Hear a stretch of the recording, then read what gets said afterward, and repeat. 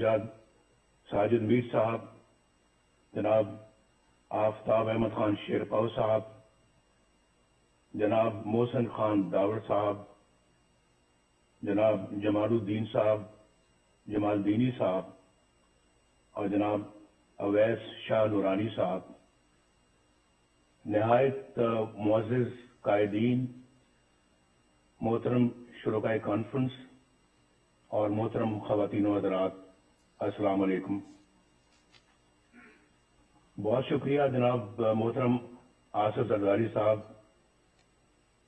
अल्लाह ताला आपको भी सेहत तंदुरुस्ती अता फरमाए और खैर व बरकत अता फरमाए। मेरी बहुत सारी दुआएं आपके लिए भी हैं और बिलावल भुट्टो जरदारी साहब के लिए भी हैं। उनसे परसों बात करके मुझे बहुत खुशी हुई और बहुत अच्छी हमारी बातें हुई और जिस प्यार मोहब्बत से उन्होंने मुझसे बात की मैं कभी नहीं भुलाऊंगा।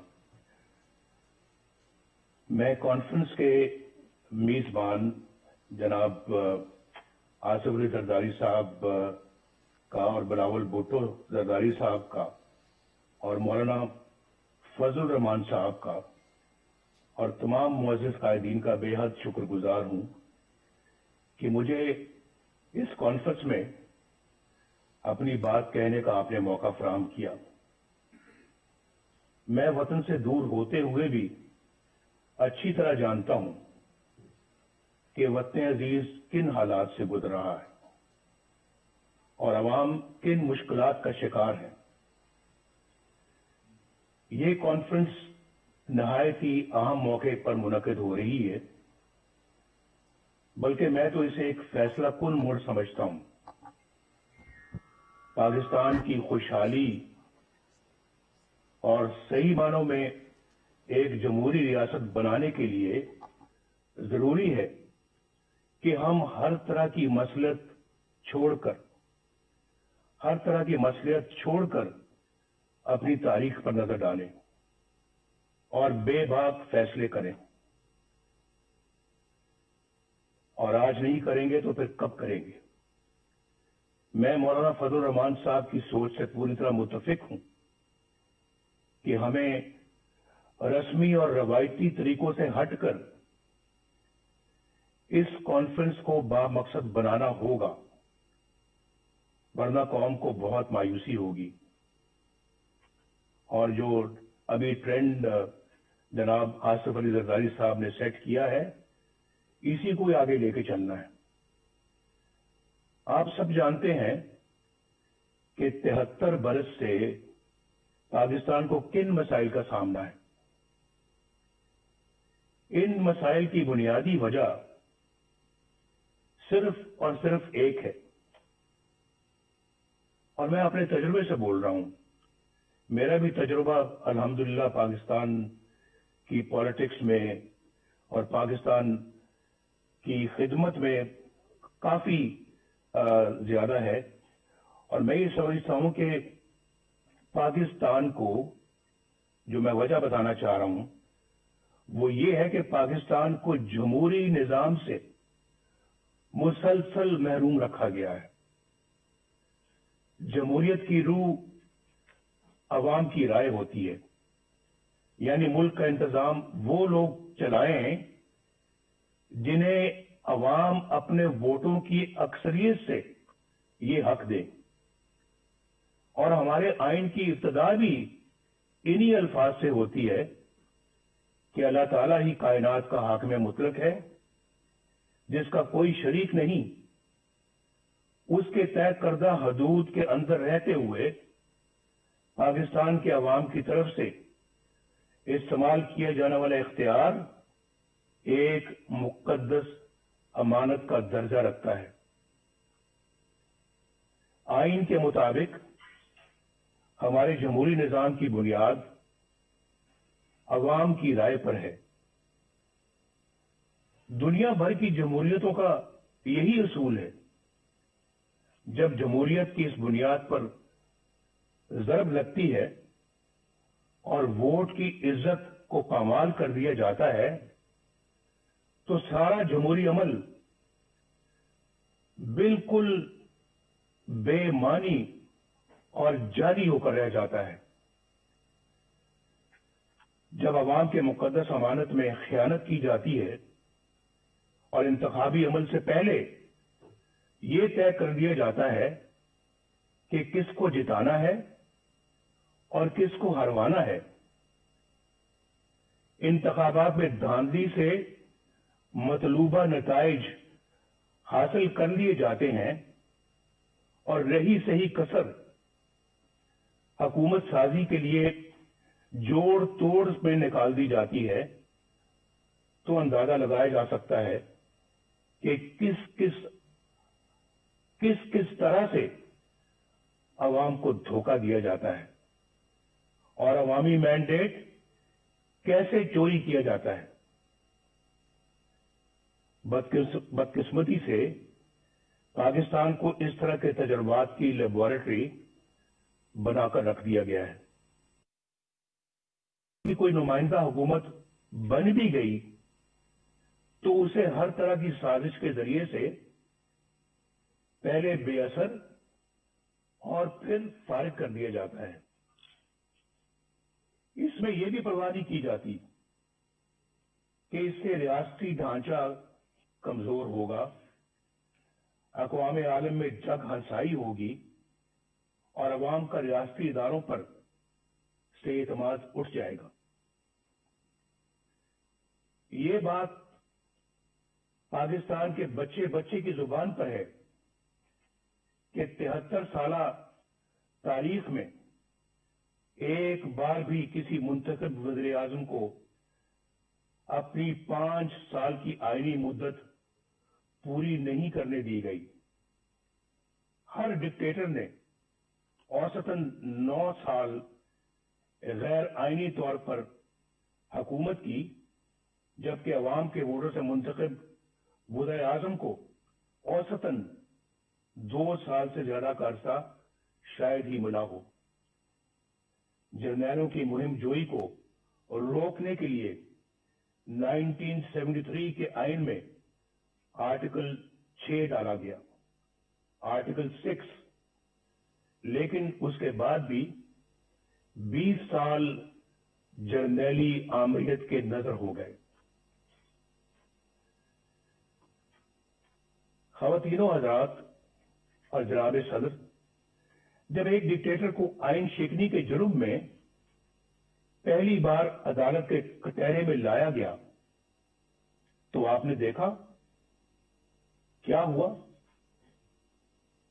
क्या हुआ? मुझे ये कहते हुए दुख होता है कि जिस तरह हर मार्शल लॉ को अदालतों ने जायज करार दिया, डिक्टेटर्स को आइन से खिलवाड़ करने का इख्तियार दिया,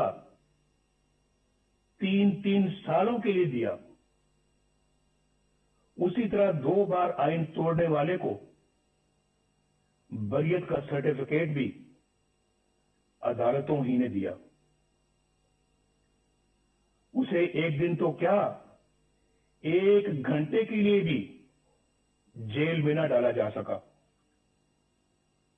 पूरी दास्तान है मेरे पास जो किसी वक्त सुनाऊंगा कि कहां से कहां ले गए, जबकि आइन पर अमल करने वाले अभी तक कटहरों में खड़े हैं और जेलों में पड़े हैं। हमारी तारीख में तकरीबन 33 साल का अरसा फौजी आमरीत की नजर हो गया। यहां सिर्फ एक डिक्टेटर पर मुकदमा चला, खसूसी अदालत बनी, कार्रवाई हुई, उसे आइन और कानून के तहत सजा सुनाई गई, लेकिन क्या हुआ? मैं पूछना चाहता हूं, क्या हुआ? क्या मुजरिम गिरफ्त में आ गया? क्या सजा मिली? ये सब तो दूर की बात। हुआ तो ये कि अदालत इस सिरे से गैर आईनी करार दे दी गई। यहां कोई ये अनहोनी बात नहीं یعنی پاکستان میں یہ کوئی انہونی بات نہیں کہ کسی ڈکٹیٹر کے بڑے سے بڑے جرم پر بھی کوئی کارروائی نہ ہو، اور اگر ہو بھی جائے تو کوئی اسے چھو بھی نہ سکے، اور اگر کوئی فیصلہ آ بھی جائے تو صرف سزا ہی نہیں، عدالت کو بھی ہوا میں اڑا دیا جائے۔ لیکن آخر کب تک؟ کب تک؟ اس کے برعکس ان سیاستدانوں کو دیکھیے جو عوام کے ووٹوں سے وزیر اعظم بنے، کوئی قتل ہو گیا، کوئی پھانسی چڑھ گیا، کوئی ہائی جیکر بن گیا، چور اور غدار قرار دے دیا گیا، کسی کو جلاوطن کر دیا گیا، اور کوئی عمر بھر کے لیے نااہل ہو گیا۔ ان کے گناہ اور سزائیں ختم ہونے میں آ ہی نہیں رہی، وہ جھوٹے مقدمات میں اپنی ماؤں، اپنی بہنوں، اپنی بیٹیوں کے ساتھ پیشیاں بھگت رہے ہیں۔ دراصل یہ سلوک پاکستان کے عوام کے ساتھ کیا جا رہا ہے، اور سزا بھی پاکستان کے عوامی کو مل رہی ہے۔ آپ میں سے اکثر کو حکومت کا بھی تجربہ ہے، آپ جانتے ہیں کہ عوام کی حمایت سے کوئی جمہوری حکومت بن جائے تو کس طرح اس کے ہاتھ پاؤں باندھ دیے جاتے ہیں، اور کس طرح عوامی نمائندوں کی تذلیل اور تحقیر ہوتی ہے، کس طرح کردار کشی کا ایک منظم سلسلہ شروع ہو جاتا ہے، کس طرح قومی مفاد کے خلاف کسی سرگرمی کی نشاندہی کرنے پر انہیں ملک دشمن اور غدار قرار دے دیا جاتا ہے۔ خلاصہ یہ ہے کہ یہاں یا تو مارشل لا ہوتا ہے یا پھر منتخب جمہوری حکومت سے کہیں زیادہ طاقتور پیرلل یعنی متوازی حکومت قائم ہو جاتی ہے، ایک پیرلل نظام چلتا ہے۔ غالباً ایک بار سابق وزیر اعظم یوسف رضا گیلانی صاحب نے کہا تھا کہ یہاں اسٹیٹ ود ان اسٹیٹ قائم ہے، جسے برداشت نہیں کیا جا سکتا۔ دکھ کی بات یہ ہے کہ اب معاملہ state with in the state سے آگے نکل کر اسٹیٹ ابو دا اسٹیٹ تک جا پہنچا ہے۔ عوام کے حق حکمرانی کو تسلیم نہ کرنے اور نتیجتاً متوازی یعنی پیرلل حکومت کا مرض ہی ہماری مشکلات کا اور ہمارے مسائل کی اصل جڑ ہے۔ This is the root cause of our problems, یہ جڑ ہے ہمارے مسائل کی، اور یہی وجہ ہے کہ عالمی برادری میں ہماری ساکھ ختم ہو کر رہ گئی۔ 2018 کے انتخابات کے بعد متعدد ملکی اور غیر ملکی اداروں کی طرف سے انتخابی عمل کی شفافیت پر سوالات اٹھائے گئے۔ میں تو جیل میں تھا، لیکن خبریں مجھے سب ملتی رہی ہیں۔ بعض نے تو ان سیٹوں کی تعداد بھی بتائی جہاں دھاندلی کی وجہ سے نتائج تبدیل کر دیے گئے۔ ان حلقوں کی اتنی تعداد ہے کہ اگر ان میں دھاندلی کے ذریعے نتائج تبدیل نہ کیے جاتے تو بیساکھیوں پر کھڑی یہ حکومت کبھی بھی وجود میں نہیں آ سکتی تھی۔ آج قوم جن حالات سے دوچار ہے اس کی بنیادی وجہ وہ لوگ ہیں جنہوں نے عوام کی رائے کے خلاف نااہل حکمرانوں کو ملک پر مسلط کیا۔ انتخابات ہائی جیک کر کے اقتدار چند لوگوں کو منتقل کر دینا بہت بڑی بددیانتی اور آئین شکنی ہے۔ हम चंद रुपयों की खातिर डाका डालने वालों के लिए तो बड़ी से बड़ी सजा का तकाजा करते हैं, लेकिन अवाम के हकूक पर डाका डालना कितना संगीन जुर्म है, क्या किसी ने सोचा है? मुअज़्ज़िज़ ख़वातीन व हज़रात, क्या मैं ये पूछने की जिसारत कर सकता हूं कि 2018 के इंतखाबात में घंटों आरटीएस क्यों बंद रखा गया? गिनती के दौरान पोलिंग एजेंट्स को क्यों निकाल बाहर किया गया? इंतखाबात में धांधली क्यों कर की गई? किसके कहने पर की गई? किसके लिए की गई? और कौन से मफादात के लिए की गई? इसमें साबिक चीफ इलेक्शन कमिश्नर और सेक्रेटरी इलेक्शन कमीशन को भी जवाब देना होगा, और जो लोग भी धांधली के जिम्मेदार हैं उन सबको हिसाब देना होगा।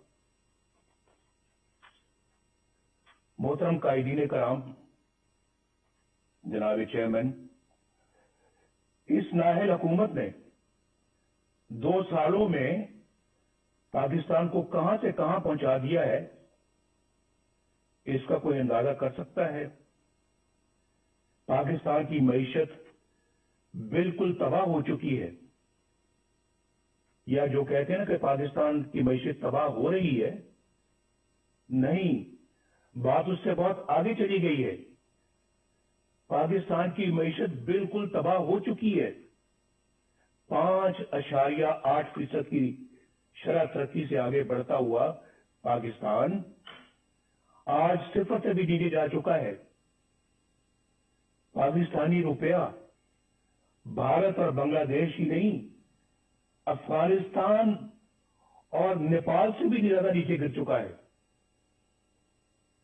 जिस महंगाई पर हमने मुकम्मल काबू पा लिया था, वो आज कई गुना बढ़ चुकी है। गरीब और मुतवस्सित घरानों के लिए 2 वक्त की रोटी भी मुहाल हो चुकी है। बिजली और गैस के बिल अब आम आदमी पर बम बनकर गिरते हैं। आप कभी अंदाजा कीजिए, वाकईतन बम बन के गिरते हैं।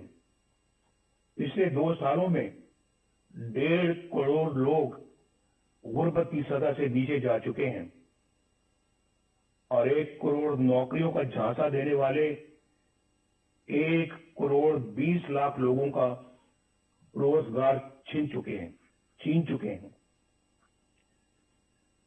इस नालायक हुकूमत ने हर मामले पर यू टर्न लिया है। आज सरमायाकारी बिल्कुल खत्म हो चुकी है। सीपैक सख्त कंफ्यूजन का शिकार है। कर्जे खत्म कर देने का दावा करने वालों ने 2 साल की कलील मुद्दत में कर्जों में इतना इजाफा कर दिया है कि पिछले तमाम रिकॉर्ड टूट गए हैं। ये मैं फैक्ट्स और फिगर्स से सारी बात बता रहा हूं। और इसके बावजूद कोई एक भी बड़ा तरक्याती मंसूबा शुरू नहीं किया जा सका। वो पाकिस्तान जिसके बारे में बैन अवी इदारे ये पेशगोई कर रहे थे कि अगले चंद साल में ये दुनिया की सबसे बड़ी 20 मईशतों यानी G20 में शामिल हो जाएगा, आज मुआशी तौर पर मफलूज होकर रह गया है। याद रखिए कि अगर पाकिस्तान में वोट को इज्जत ना मिली और कानून की हुक्मरानी ना आई, तो ये मुल्क मुआशी तौर पर मफलूज ही रहेगा। और मैं खुले अल्फाज में ये वादे कर देना चाहता हूं कि ऐसे ममालिक अपने दिफा के काबिल भी नहीं रहते, खास तौर पर उस वक्त जब आपके दुश्मन आपकी कमजोरियों का फायदा उठा रहे हों। ख़वातीनो हज़रात, मुल्क बदअमनी, अफरा तफरी और जराइम का गढ़ बन चुका है। آئے دن ایسی پریشان کن خبریں آتی رہتی ہیں جن سے عوام کو امن و امان سے متعلق درپیش پریشانیوں کا اندازہ بخوبی لگایا جا سکتا ہے۔ شیخوپورہ سیالکوٹ روڈ پر قوم کی ایک بیٹی کے ساتھ پیش آنے والا واقعہ دل دہلا دیتا ہے۔ اس سالے کے بعد مزید تکلیف کا باعث اس سنگ دل پولیس افسر کا ہے جو بنیادی انسانی اقدار سے بھی محروم ہے۔ اس کا بڑا المیہ یہ ہے کہ حکومت کی تمام تر ہمدردیاں قوم کی بیٹی کے بجائے اپنے چہیتے پولیس افسر کے ساتھ ہے۔ جناب چیئرمین، پاکستان آبادی کے لحاظ سے دنیا کا چھٹا بڑا ملک ہے، جغرافیائی اعتبار سے بھی انتہائی اہم ہے۔ پاکستان کی خارجہ پالیسی بنانے کا اختیار عوامی نمائندوں کے پاس ہونا چاہیے۔ ہماری خارجہ پالیسی عوامی امنگوں اور ملکی مفادات سے ہرگز متصادم نہیں ہونی چاہیے۔ خربوں روپے کے نقصان اور ہزاروں جانیں قربان کرنے کے باوجود ہم کبھی فیٹف اور کبھی کسی اور کٹہرے میں کھڑے شرمناک صفائیاں پیش کر رہے ہوتے ہیں۔ جب کشمیر کا نام زبان پر آتا ہے تو 73 سال سے دی جانے والی قربانیاں آنکھوں کے سامنے آ جاتی ہیں۔ کشمیری عوام پر مظالم کا سلسلہ تو کئی سالوں سے جاری ہے، مگر کشمیر کو ہڑپ کرنے کا حوصلہ آج تک کسی کا نہیں ہوا۔ اب بھارت نے ایک غیر نمائندہ اور غیر مقبول اور کٹ پتلی پاکستانی حکومت دیکھ کر کشمیر کو اپنا حصہ بنا لیا ہے، اور ہم احتجاج بھی نہ کر سکے۔ دنیا تو کیا اپنے دوستوں کی حمایت بھی نہ حاصل کر سکے۔ آخر ایسا کیوں ہے؟ کیوں ہوا ایسے؟ کیوں ہم عالمی تنہائی کا شکار ہو گئے؟ کیوں آج ہماری بات دنیا سننے کے لیے تیار نہیں ہے؟ کیوں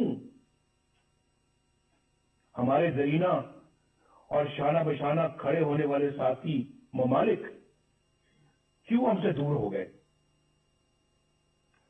شاہ محمود قریشی نے کس منصوبے کے تحت وہ بیانات دیے جن سے ہمارے بہترین دوست سعودی عرب کی دل شکنی ہوئی؟ پاکستان کو اپنے دوست ممالک کی دلداری سے اعتراض کرنا چاہیے۔ OIC ایک اہم ادارہ ہے جس کی افادیت طے شدہ ہے۔ پاکستان OIC کے بانی ممالک میں شمار ہوتا ہے۔ پاکستان کو دیگر ممالک کے ساتھ مل کر OIC کو مضبوط کرنا چاہیے۔ ہمیں سوچنا چاہیے کہ کیوں ہمارے انتہائی قریبی ممالک بھی آج ہم پر اعتماد کرنا چھوڑ گئے۔ یہ بہت جو ہے یہ فکر کی بات ہے، لمحہ فکری ہے ہمارے لیے۔ اس پہ ضرور غور ہونا چاہیے،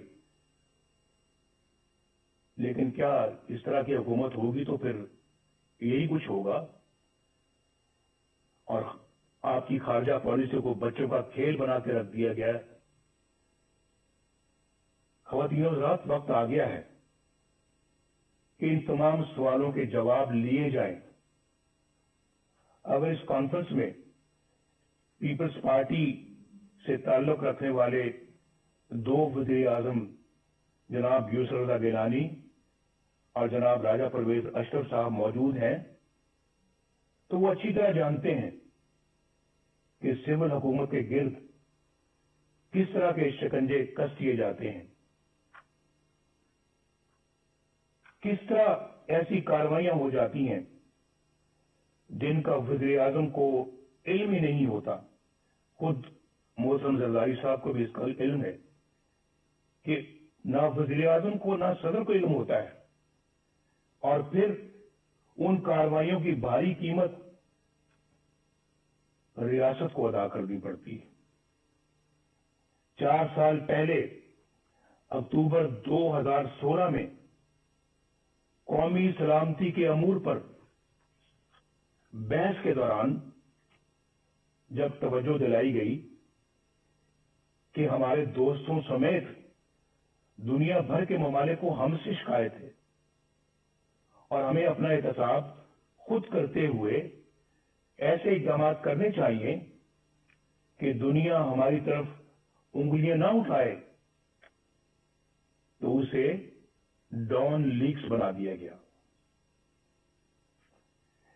ایجنسیوں کے اہلکاروں پر مشتمل جے آئی ٹی بنی، اندازہ کیجئے، جے آئی ٹی بنی۔ ثبوت تو کسی کے خلاف کچھ نہ تھا، لیکن پروپیگنڈا مشینوں کے ہاتھوں ہمیں اور مجھے بھی غدار اور ملک دشمن ٹھہرا دیا گیا۔ وزیر اعظم کے احکامات کو ایک ماتحت ادارے کے اہلکار کی طرف سے کی گئی ٹویٹ میں ریجیکٹڈ یعنی مسترد کا ٹائٹل عطا کر دیا گیا۔ آپ کو سب یاد ہوگا، سی پیک کو ناکام بنانے کا سلسلہ 2014 میں اس وقت شروع ہوا جب دھرنوں کے ذریعے چین کے معزز صدر کا دورہ ملتوی کروا دیا گیا۔ چین ہمارا دیرینہ اور مخلص دوست ہے جو پاکستان کے ساتھ ہر موقع پر شانہ بشانہ کھڑا رہا۔ پاکستان اور چین کے تعلقات مزید مستحکم کرنے میں اور سی پیک کے حوالے سے صدر شی جن پنگ کا کردار قابل تعریف ہے۔ سی پیک کا یہ عظیم منصوبہ حکومت کی اسی نااہلی کی نظر ہو رہا ہے جو زندگی کے ہر شعبے میں نظر آ رہی ہے۔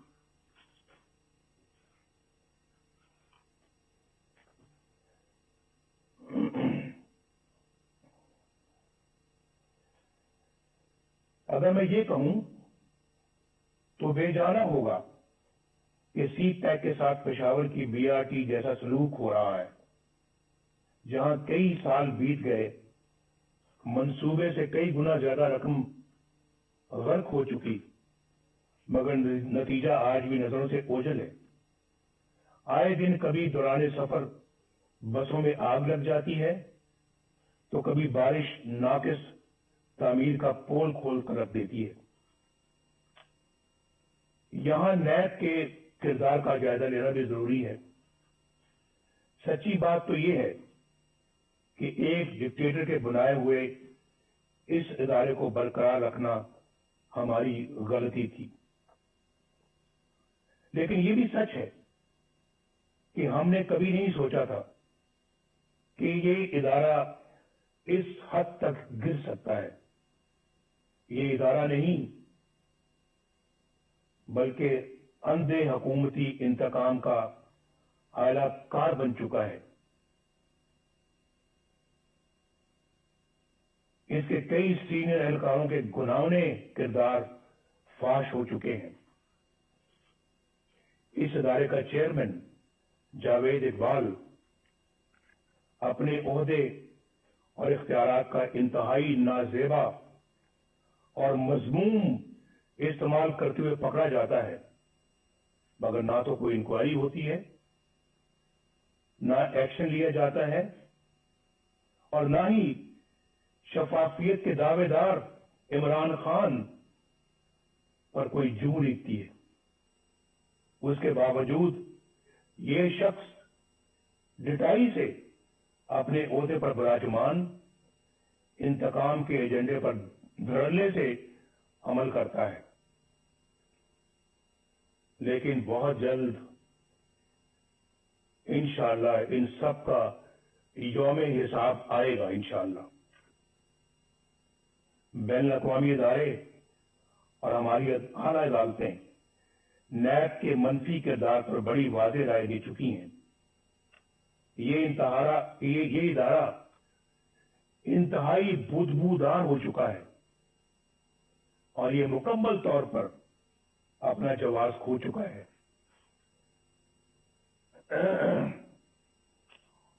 اپوزیشن کے لوگ اس کا نشانہ بنے ہوئے ہیں جو اپنے گھر کی خواتین کے ساتھ نیب کے دفتروں، عدالتوں اور جیلوں میں رول رہے ہیں. جو نیب سے بچتا ہے اسے ایف آئی اے کے سپرد کر دیا جاتا ہے. جو ایف آئی اے سے بچے وہ اینٹی نارکوٹکس کے ہٹے چڑھ جاتا ہے اور جو وہاں سے بچ جائے اسے کسی بھی جھوٹے مقدمے میں پکڑ لیا جاتا ہے. 2018 میں سینٹ کے انتخابات سے کچھ عرصہ پہلے خواتین و حضرات ایک مذموم سازش کی گئی. میں آپ کی توجہ مبذول کرا رہا ہوں.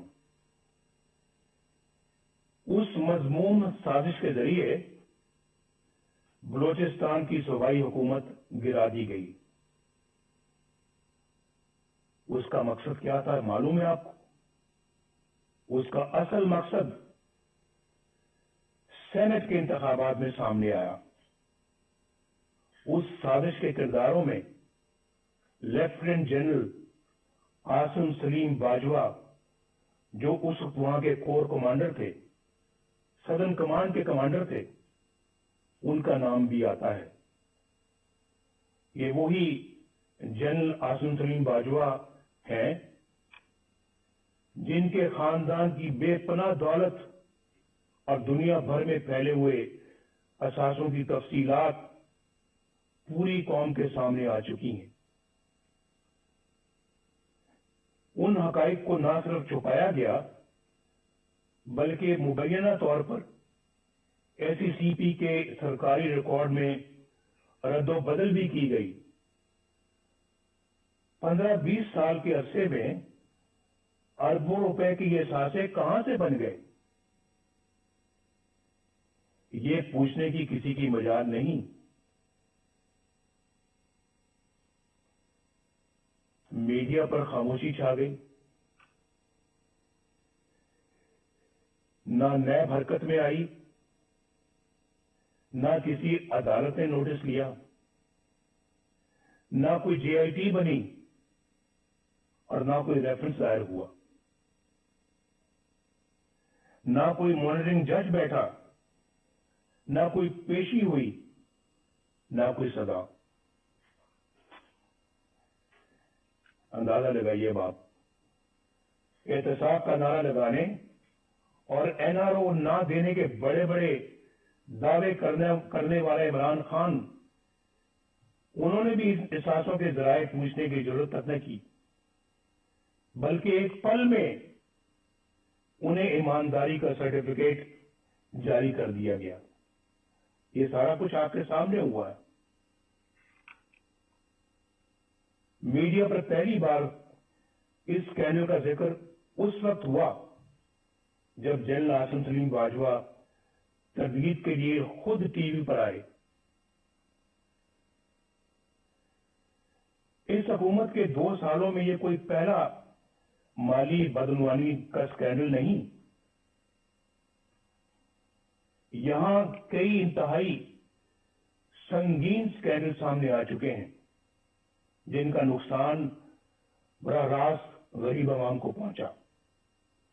حکومت میں بیٹھے لوگ باقاعدہ پلاننگ سے آٹے، چینی اور دوائیوں کی قیمتیں آسمان پر لے گئے. یاد ہے نا آپ کو جب ہم چھوڑ کر گئے تھے چینی 50 روپے کلو تھی، آج کتنی؟ آج کہتے ہیں 100 روپے تک جا پہنچی. اور آٹے کی قیمتیں بھی دیکھ لیں آپ، دوائیوں کی قیمتیں آسمان تک پہنچ گئی ہیں. عوام کے کھربوں روپے لوٹ لیے گئے. ملک کا حکمران اگرچہ دن رات کرپشن مافیاز اور این آر او کا ڈنڈورا پیٹتا ہے لیکن چینی کی قیمت بڑھانے میں خود اس کی ذات ملوث ہے. کیا نیب اسے تحقیقات کے لیے گرفتار نہیں کرے گا؟ کیا اس پر کوئی ریفرنس دائر نہیں ہوگا؟ علیمہ خان صاحبہ جو کوئی جدی پشتی رئیس نہیں، بس خیراتی اداروں کی فنڈ ریزنگ کرتی رہتی ہیں، ان کے بیرون ملک اثاثوں کے ذرائع کی نیب کبھی کوئی چھان بین نہیں کرے گا؟ منی گاڑا میں عمران خان کے ذاتی گھر، اس کی غیر قانونی تعمیر کی فائل کیا یوں ہی بند رہے گی؟ فارن فنڈنگ کیس جس میں بے شمار مالی بے ضابطگیاں ہیں اور کرپشن ہے، جن کی گواہی خود پی ٹی آئی کے رہنما دے رہے ہیں،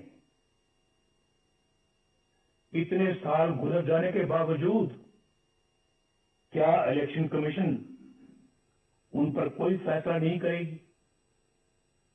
یہ بڑے ایسے جاندار سوالات ہیں جن کا آج تک کوئی جواب سامنے نہیں آیا. ہم کب تک انتظار کریں گے؟ کیا ان تمام لوگوں پر کوئی فوجداری مقدمہ قائم نہیں ہوگا؟ کیا بنی گالا میں زمین کی خرید کی منی ٹریل پر کوئی جے آئی ٹی نہیں بنے گی کہ یہ اتنی بڑی جائیداد کہاں سے بنی اور کیسے بنی؟ اس میں بہت کرپشن اور شبہوں کو شبہات ہیں. کل اسمبلی اراکین کے ٹیکس گوشواروں کی تفصیل سامنے آئی. عمران خان نے اربوں روپے کی جائیداد رکھتے ہوئے بھی 2,83,000 روپے کا ٹیکس دیا ہے. پھر سوال یہ ہے کہ جب آمدنی اتنی قلیل ہے، اتنی کم ہے، تو آپ کے لاہور زمان پاک کے گھر پر خرچ ہونے والے کروڑوں روپے کہاں سے آئے؟ یہ بتانا ہوگا. کیا نیب ان آمدن سے زیادہ اثاثوں پر کوئی ایکشن نہیں لے گا؟ احتساب کے اداروں کو اپوزیشن کے سوا کسی کے احساس سے نظر نہیں آتے اور نہ ہی کسی کی آمدنی کے ذرائع. ریاست مدینہ تو بہت بلند و برتر مثال ہے. قانون و انصاف کا ادنا سا معیار رکھنے والی ریاست میں بھی ایسا نہیں ہوتا. کیا کچھ لوگ اس دورے معیار کی وجہ سے کسی جرم کے بغیر سزائیں پاتے رہیں گے اور کچھ لوگ سب کچھ کر کے بھی بے گناہی اور معصومیت کے سرٹیفکیٹ حاصل کرتے رہیں گے؟ قوم کب تک دیکھنے اور جاننے کے باوجود خاموشی سے یہ سب کچھ سہتی رہے گی؟ کیا ہم ایسا پاکستان اپنی آنے والی نسلوں کے لیے چھوڑنا چاہتے ہیں؟ فیصلہ کر لیں آج. کیا ہم ایسا پاکستان اپنی آنے والی نسلوں کے لیے چھوڑنا چاہتے ہیں؟ میں تو کہوں گا نہیں، ہرگز نہیں، کبھی بھی نہیں، کبھی بھی نہیں. مجھے ایک بڑا پرانا ایک شعر یاد آ رہا ہے. دل بغض و حسد سے رنجور نہ کر، یہ نور خدا ہے، اسے بے نور نہ کر. نا اہل و کمینہ کی خوشامد سے اگر جنت بھی ملے تجھ کو تو منظور نہ کر. میں تو ان خیالات کا حامی ہوں، اس نظریے کا حامی ہوں. خواتین و حضرات، میڈیا کو ریاست کا چوتھا ستون کہا جاتا ہے. اظہار کی آزادی بنیادی انسانی حقوق میں سے ایک ہے. افسوس کہ دیگر حقوق کی طرح پاکستانی عوام سے یہ حق بھی چھین لیا گیا. ایک طرف مجھے سیاسی جماعتوں کا بلیک آؤٹ نظر آتا ہے اور دوسری طرف غیر سیاسی اور غیر جمہوری عناصر کا بے روک ٹوک پروپیگنڈا. کہیں مجھے چینلوں کی غیر قانونی بندش نظر آتی ہے تو کہیں اخبارات اور جرائد کی مخصوص علاقوں میں تقسیم پر پابندیاں. ریاستی طاقت سے میڈیا کی زبان بندی کہاں کا انصاف ہے؟ صحافیوں بالخصوص خواتین صحافیوں کو سرکاری ایجنسیوں کا اٹھا کر لے جانا اور تشدد کا نشانہ بنانا بزدلانہ اور انتہائی قابل مذمت ہے. سینئر صحافیوں کو چینلوں یا اخبارات کی ملازمت سے برخاست کروا دینا، بے بنیاد مقدمات میں الجھا دینا اور قید میں ڈال دینا کیا ایک جمہوری ریاست کا طریقہ ہے؟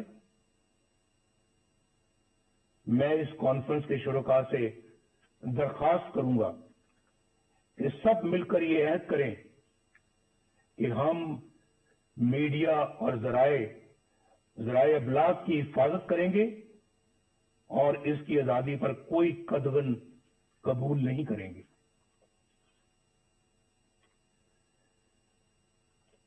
خواتین و حضرات، محترم چیئرمین بلاول بھٹو صاحب،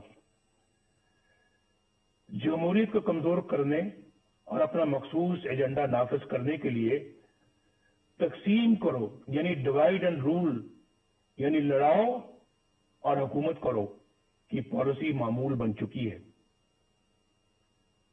کچھ عرصہ پہلے تک یہ تقسیم سیاستدانوں تک محدود تھی جنہیں مخصوص حلقوں کی طرف سے بلایا، ڈرایا اور دھمکایا جاتا تھا.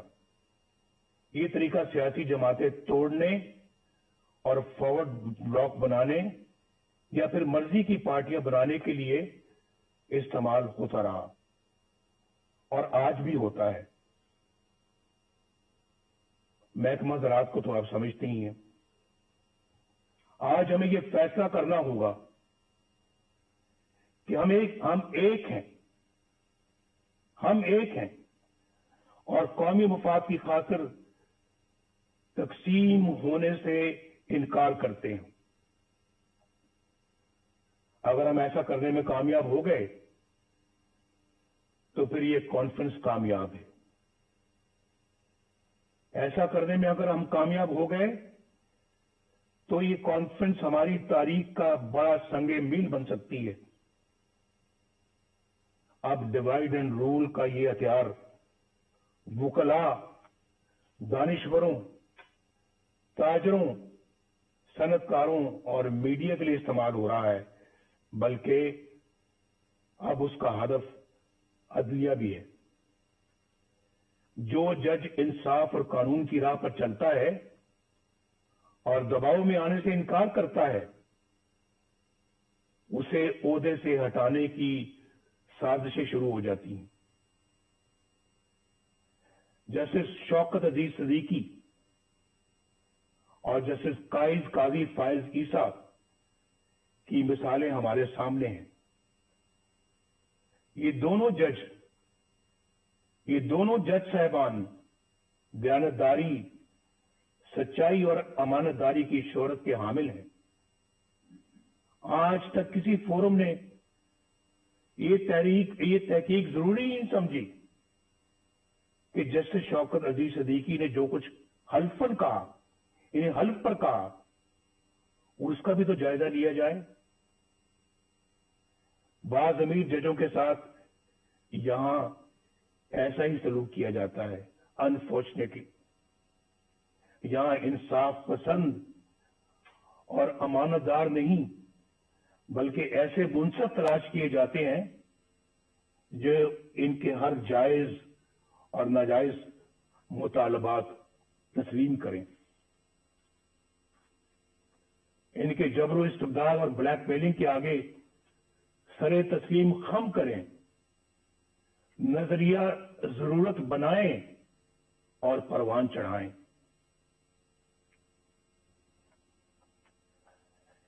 آئین کو سیبوٹاج کرنے والے ڈکٹیٹروں کے اقدامات کو قانون کا جامہ عطا کریں، ان کے گلے میں ہار پہنائیں، ان کو ویلکم کریں، خوش آمدید کہیں ان کو، آپ نے تو بہت اچھا کام کیا ہے، آپ کی تو ضرورت تھی آج، یہ تو کام بہت پہلے ہو جانا چاہیے تھا، آپ نے ماشاءاللہ لیٹ لگایا ہے، یہ پہلے لگانا چاہیے تھا۔ سب سے پہلے پلیٹ میں پھول لے کر ان کو پیش کیے جاتے رہے ہیں، اور پھر آرٹیکل 6 جیسے سنگین جرم کے ملزم کو آئین میں ترمیم کا اختیار عطا کیا جاتا ہے۔ یہ سب تماشا آپ نے اپنی آنکھوں سے دیکھا ہے، اس کے باوجود یہ سب کچھ دوبارہ کہنے کی نوبت آ رہی ہے۔ یعنی یہ سب کچھ ہو رہا ہے اور عوام کے منتخب وزیر اعظم کو پھانسی دیں، جیلوں میں ڈالیں، جلا وطن کریں اور ان کو اور ان کے خاندان کو ذلیل و رسوا کریں۔ اس کانفرنس کو آئین کی حکمرانی اور ووٹ کی عزت کے تحفظ کے لیے آج ایک جامع لائحہ عمل تجویز کرنا چاہیے۔ اگر میثاق جمہوریت کی بنیاد پر کسی نئے میثاق کی تشکیل ضروری ہو تو اس پر غور کیا جانا چاہیے۔ متوازی یعنی پیرل حکومت کی بنیادی مسئلے کو حل کرنے کے لیے ٹھوس حکمت عملی بنائی جائے۔ عوام کی رائے پر اپنی رائے مسلط کرنے کا نتیجہ سکوت ڈھاکہ کی شکل میں سامنے آیا تھا، لیکن اس عظیم سانے کو بھی بڑی سرد مہری کے ساتھ فراموش کر دیا گیا۔ میری تجویز ہے کہ یہ کانفرنس حمود الرحمان کمیشن کی سفارشات کو عوام کے سامنے لائے۔ بہت دفعہ اس کا ذکر ہو چکا ہے اور بار بار ہو چکا ہے، کئی سالوں سے ہو رہا ہے، کئی دہائیوں سے ہو رہا ہے، لیکن میرا خیال ہے کہ آج انہیں عملی جامہ پہنانے کا عہد کرنا چاہیے اور اسے اپنے ایجنڈے کا حصہ بنانا چاہیے۔ اس طرح کے ٹھوس اقدامات سے ملک کو اس دلدل سے نکالا جا سکتا ہے۔ اس وقت ہماری اولین ترجیح اس غیر نمائندہ اور نااہل اور سلیکٹڈ حکومت اور اس سے کہیں زیادہ اہم اس نظام سے جس کا میں نے ذکر کیا ہے، اس سے نجات حاصل کرنا ہے۔ عمران خان ہمارا ایز سچ ہدف نہیں ہے، ہمارا مقابلہ عمران خان سے نہیں ہے۔ یہ میں الیکشن سے پہلے بھی کہہ چکا تھا اور آج بھی کہہ رہا ہوں۔ آج ہماری جدوجہد عمران خان کو لانے والوں کے خلاف ہے اور ان کے خلاف ہے جنہوں نے اس طرح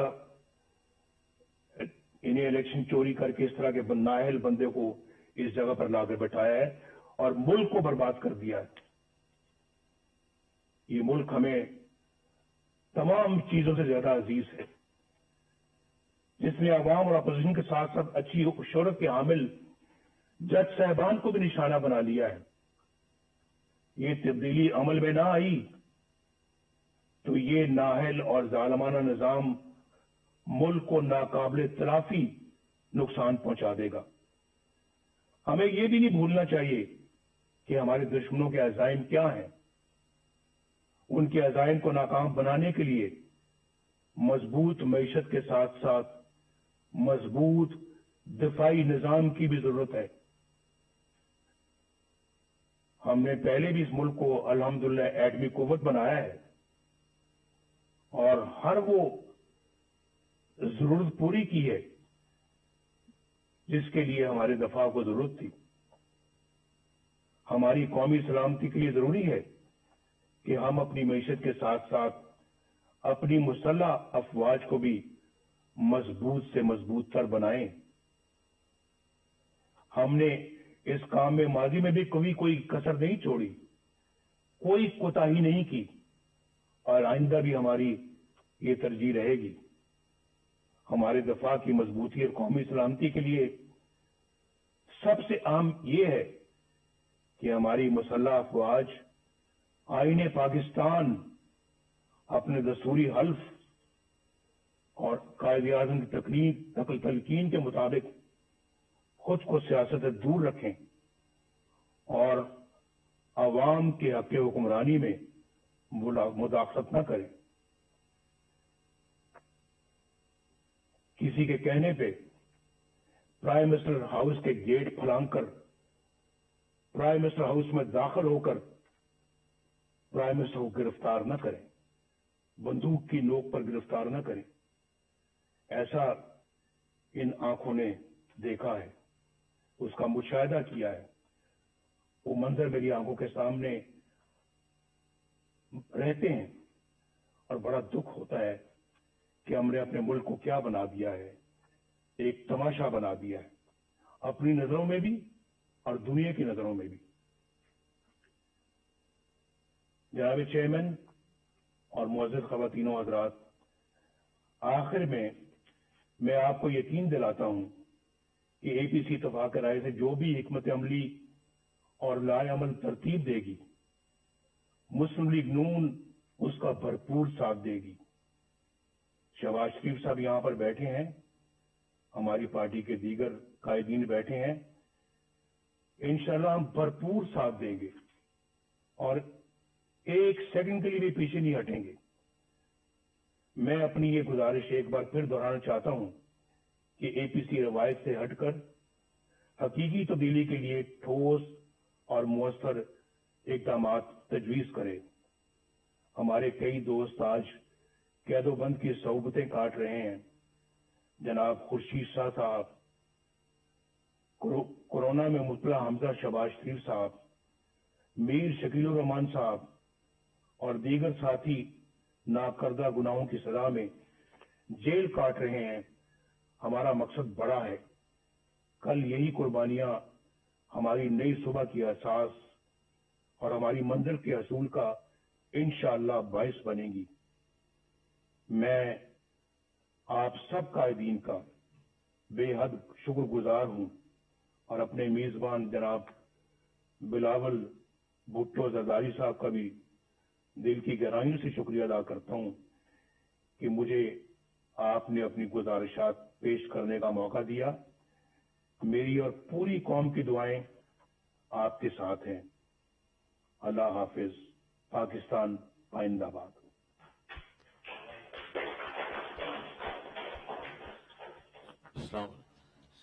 अगर मुनासिब हो तो प्लीज सबकी राय के मोबाइल फोन्स जमा करा दें प्लीज।